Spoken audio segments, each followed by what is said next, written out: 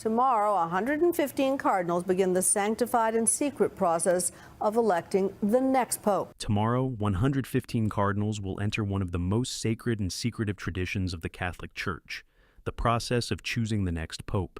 At a time when global attention is fixed on the future of Catholic leadership, growing focus has turned toward a figure long associated with Pope Francis, Cardinal Luis Antonio Tagle.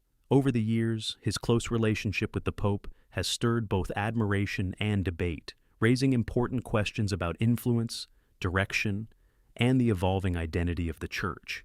Now, with recent developments bringing that relationship further into the public eye, many are wondering why this moment was chosen and what it could mean for the Church's future role on the global stage.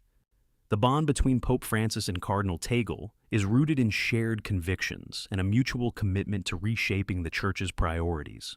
Both leaders emphasize humility, compassion, and a deep concern for those living on the margins of society.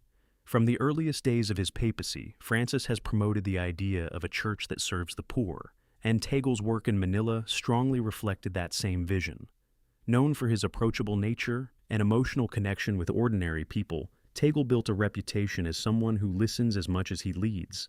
This alignment of values has made their partnership feel less like coincidence and more like a deliberate collaboration aimed at guiding the Church into a new era.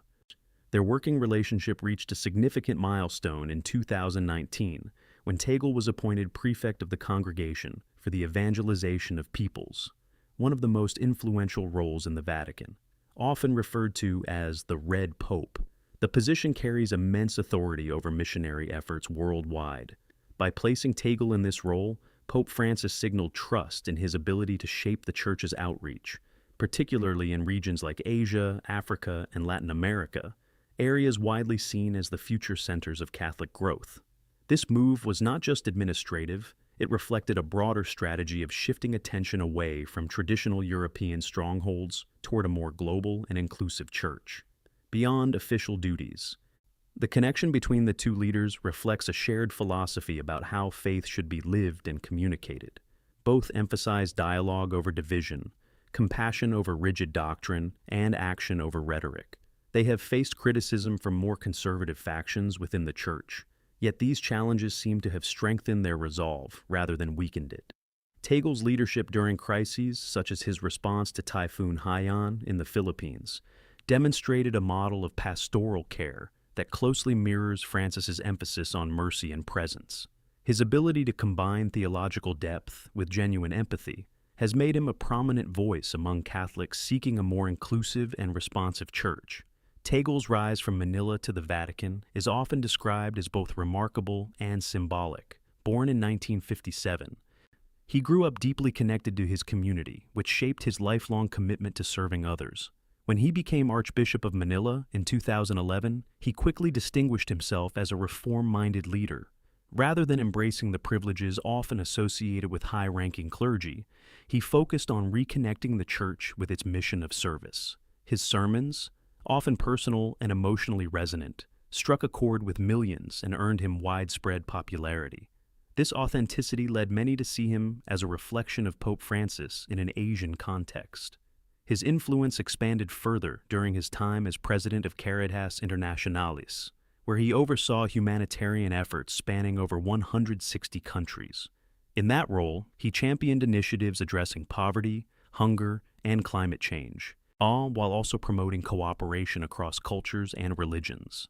These experiences strengthened his reputation as a global leader capable of navigating complex challenges. His appointment to oversee evangelization efforts marked a turning point, placing him at the heart of the Church's mission to engage with an increasingly diverse and interconnected world. Central to Tagle's approach is the belief that the Church must listen in order to remain relevant.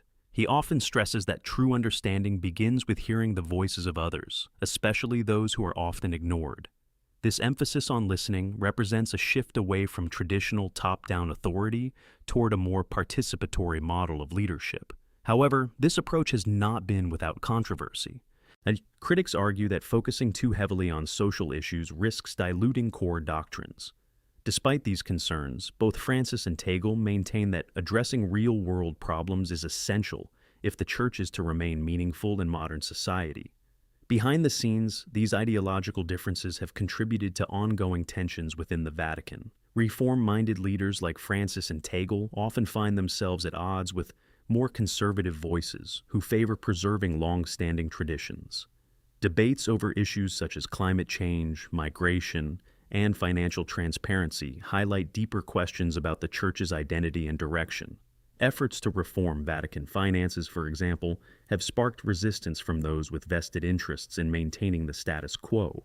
In this environment, Tagle's role becomes even more complex, as he must balance his reformist vision with the realities of institutional politics. The question of succession adds another layer of intrigue.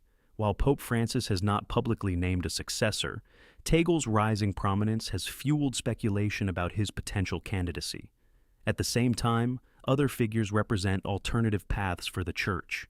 Among them is Cardinal Pietro Parolin, the Vatican's Secretary of State, who brings a very different style of leadership.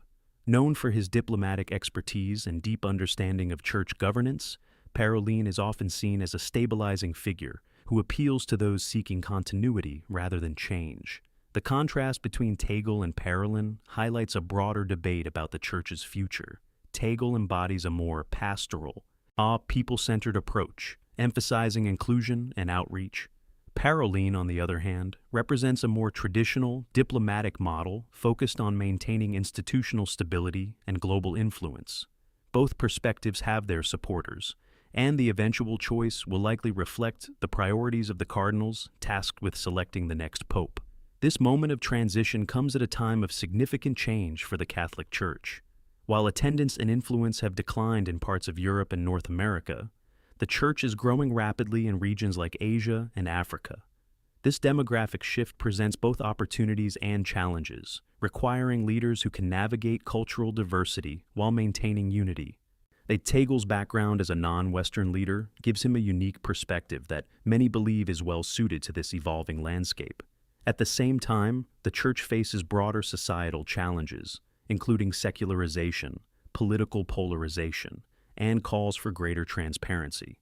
Leaders like Tagle are seen by some as capable of bridging these divides, while others worry that too much change could undermine tradition. This tension between continuity and reform is not new, but it feels particularly urgent in the current era. As speculation continues, one thing remains clear: the choice of the next pope will shape the direction of the Catholic Church for decades to come. Whether the cardinals choose a leader who builds on Francis's reforms or one who emphasizes a return to tradition, the decision will carry profound implications. In this context, figures like Tagle and Parolin are more than just candidates. They represent competing visions of what the Church should be in the modern world. The unfolding story is not just about personalities, but about the future of an institution that has influenced billions of lives across centuries. As the Church stands at this crossroads, the decisions made in the coming days will echo far beyond the walls of the Vatican, shaping how faith, leadership, and community are understood in an increasingly complex world.